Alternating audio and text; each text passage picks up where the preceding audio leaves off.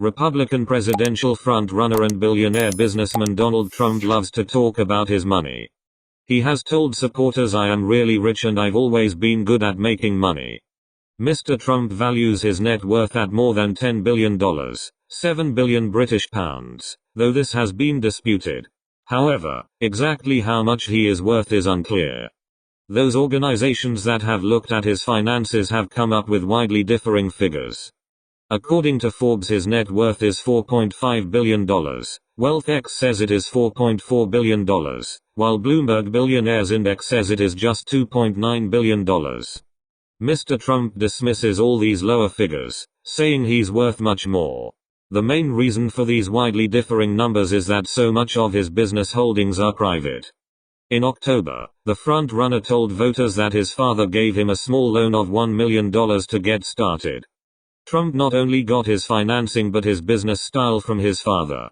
Fred Trump started a $1 million residential real estate business in Brooklyn and Queens. He was known for building quality. Many of his buildings are still standing, and pinching every penny possible. He typically came under budget on government-funded projects and pocketed the difference as a profit, a practice that, though legal, got him called before Congress. Fred Trump never saw a tax break he didn't take advantage of, and Donald was at his elbow learning, says Gwenda Blair, author of The Trumps. While Donald Trump claims it was his decision to switch from building low-income housing in New York's outer boroughs to luxury towers in Manhattan, Ms. Blair says the candidate's father was the likely force behind the move. Donald Trump relied on his father's resources. He needed his father to co-sign his loans and relied on his banking and political connections, says Ms. Blair. Mr. Trump's first big project was the Commodore Hotel, which he partnered with the Hyatt organization to buy in 1976 for an undisclosed price, and renamed the Grand Hyatt. At the time many buildings in Manhattan were facing foreclosure, the Commodore itself owed $1.5 million in debt, and New York was not seen as the luxury vacation spot it is today.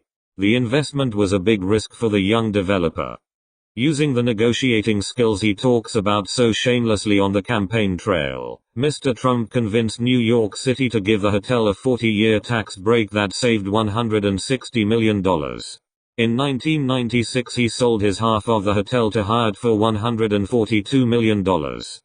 He would continue to invest in and develop grand New York buildings, including buying the Plaza Hotel and the former Bank of Manhattan building.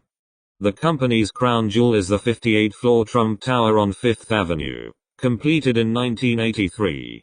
The building is still the headquarters for the Trump Organization, and Mr. Trump and his family live on the building's top floors. Barbara Rez, who served as the head of Trump Tower construction, recalls in an article for the New York Daily News how Mr. Trump was once totally approachable and accessible. Over time though, she says he increasingly needed to be coddled and agreed with. Donald Trump may claim to be a real estate mogul, but the bulk of his net worth comes from his brand value, which he began building in the 1980s. The young businessman did regular TV interviews and was vocal during the 1988 Republican primaries. In the 1980s the Trump Organization began to license the Trump name to other companies, accelerating its prominence globally. Today, many Trump brands pay licensing fees to use the name and are not owned by Trump Organization, including the Trump Ocean Club and Trump Fine Foods. In 1987, when he published The Art of the Deal, his celebrity climbed even higher.